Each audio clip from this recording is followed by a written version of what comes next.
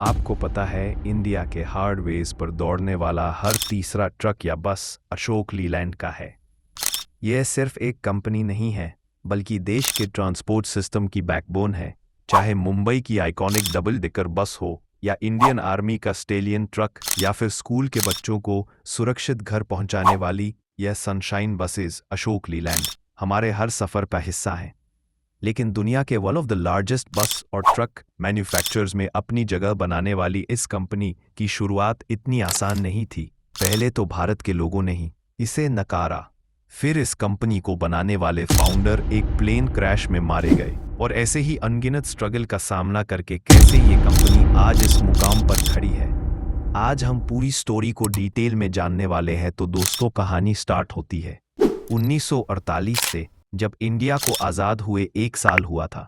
पंडित जवाहरलाल नेहरू उस टाइम देश के व्यापारियों को मेक इन इंडिया के लिए इंस्पायर कर रहे थे, और तभी उनकी आवाज़ रघुनंद सरन नाम के एक फ्रीडम फाइटर तक भी जा पहुंची, जो कि बंटवारे के बाद भी अपना सब कुछ छोड़ छाड़ कर रावलपिंडी से चंडीगढ़ आ गए थे।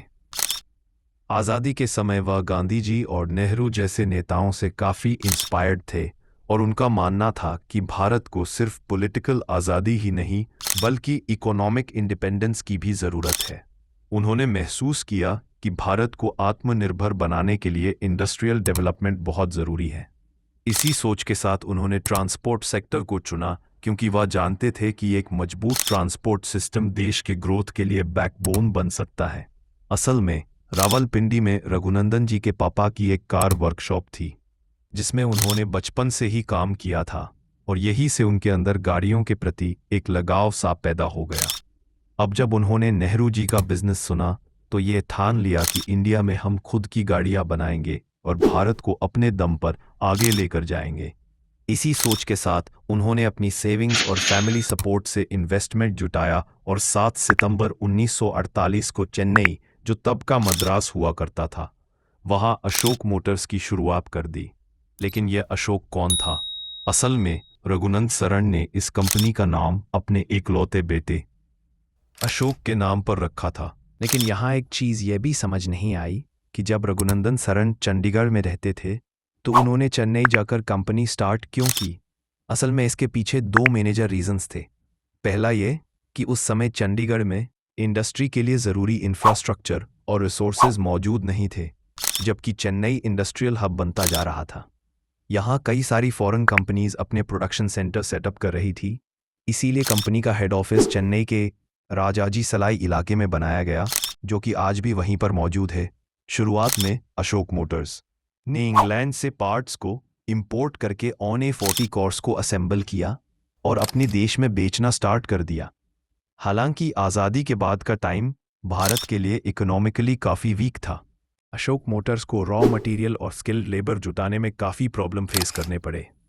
कई बार तो फंडिंग की कमी की वजह से प्रोडक्शन रुकने के कगार पर आ गया। लेकिन फिर भी रघुनंद जी ने दिन रात मेहनत की और इंडिया में ऑन A40 कोर्स की मैन्युफैक्चरिंग भी शुरू कर दी।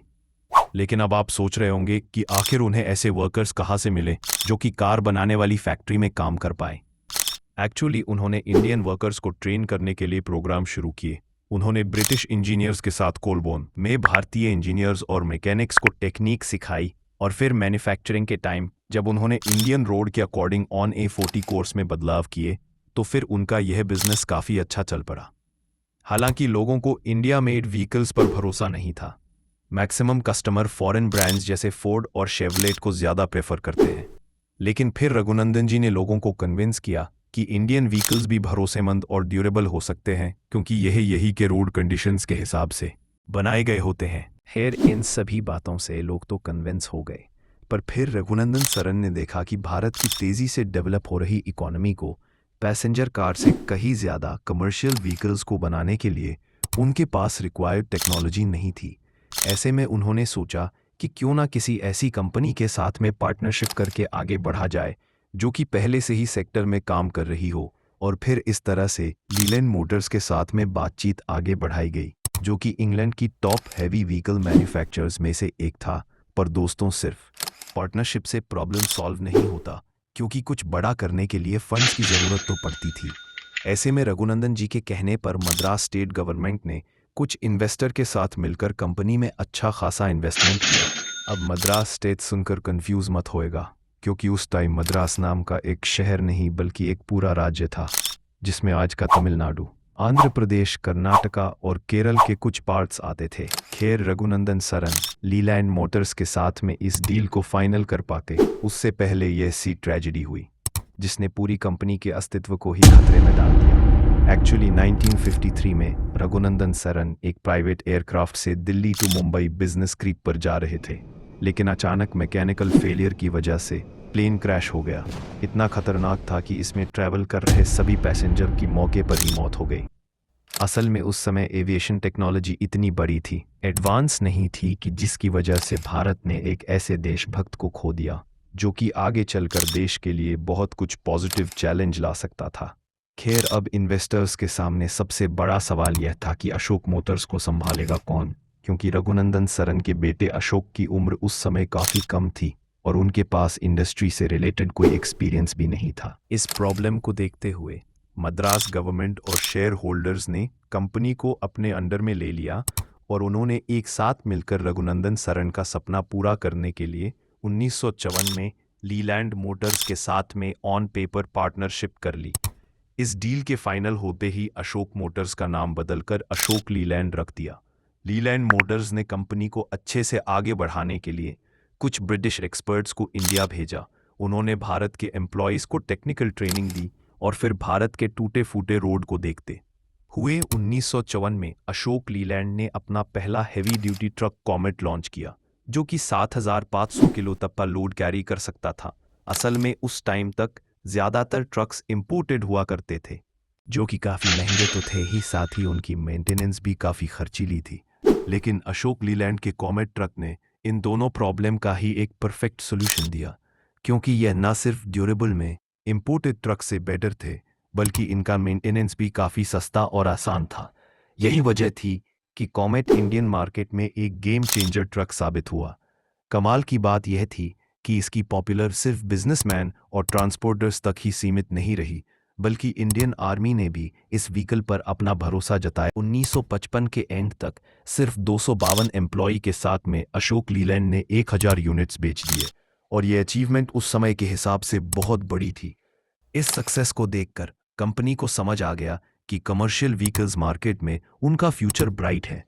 इसीलिए 1963 में उन्होंने कॉमेट ट्रक्स के चेस पर पैसेंजर बॉडी लगाकर कॉमेट बस भी लॉन्च कर दिए। अब दोस्तों, कॉमेट की पॉपुलर के बाद से अशोक लीलैंड ने भांप लिया था कि फ्यूचर में हैवी व्हीकल्स की डिमांड और भी ज़्यादा बढ़ने वाली है। इसीलिए 1966 में उन्होंने मार्केट की ज़रूरतों को समझते हुए 10 टन और 30 टन लोड कैरी करने वाले ट्रक्स भी लॉन्च करने का सोचा। लेकिन इस तरह के हैवी ड्यूटी ट्रक्स के लिए ज़्यादा पावरफुल इंजन और मजबूत चेसिस की ज़रूरत थी, पर उस टाइम इंडिया में इन कंपोनेंट्स को लोकली मैन्युफैक्चर करने की काबिलियत नहीं थी। इसीलिए इनिशियल प्रोडक्ट के लिए बहुत सारे मेजर पार्ट्स इंपोर्ट करने पड़े, जिससे कि उनके ट्रक्स की कीमत काफ़ी ज़्यादा बढ़ गई। अब प्रॉब्लम यह थी कि उस समय देश पहले से ही आर्थिक मुश्किलों से गुजर रहा था। ऐसे में इतने महंगे ट्रक्स खरीदेगा कौन? इसी प्रॉब्लम को ही समझते हुए अशोक लीलैंड ने एक बोल्ड फैसला लिया कि जितना भी पॉसिबल है ट्रक्स के ज़रूरी पार्ट्स का प्रोडक्शन इंडिया में ही किया जाएगा। इसके लिए अशोक लीलैंड ने लोकल कंपनीज और एम्प्लॉयज़ को ट्रेन करना शुरू कर दिया, ताकि वह हाई क्वालिटी पार्ट्स को देश के अंदर ही मैन्युफैक्चर कर सके। इस तरह धीरे धीरे इंपोर्टेड पार्ट्स पर डिपेंडेंसी कम होने लगी और कंपनी की प्रोडक्शन कॉस्ट भी काफ़ी हद तक घट गई। इसके बाद से 1967 में कंपनी के ऑपरेशंस की 20वीं सालगिरह पर अशोक लीलैंड ने Titan double decker bus launch की। 18 जुलाई 2017 को अशोक लीलैंड ने इंपोर्टेड अलायंस साइन किया, ताकि इलेक्ट्रिकल व्हीकल्स के डेवलपमेंट को आगे बढ़ाया जा सके। अब अगर हम फिलहाल की बात करें तो अशोक लीलैंड बस बनाने वाली दुनिया की तीसरी सबसे बड़ी कंपनी है। और रही बात कमर्शियल व्हीकल्स की, तो यहाँ भी वह भारत की बात तो यह भी है कि 2021 में कंपनी का रेवेन्यू जहाँ 19 करोड़ का था, वह सिर्फ 3 सालों में ही 2 गुना बढ़कर 4,700 करोड़ का हो गया। आज अशोक लीलैंड न सिर्फ इंडिया में बल्कि इंटरनेशनल लेवल पर भी एक मेजर प्लेयर बन चुका है।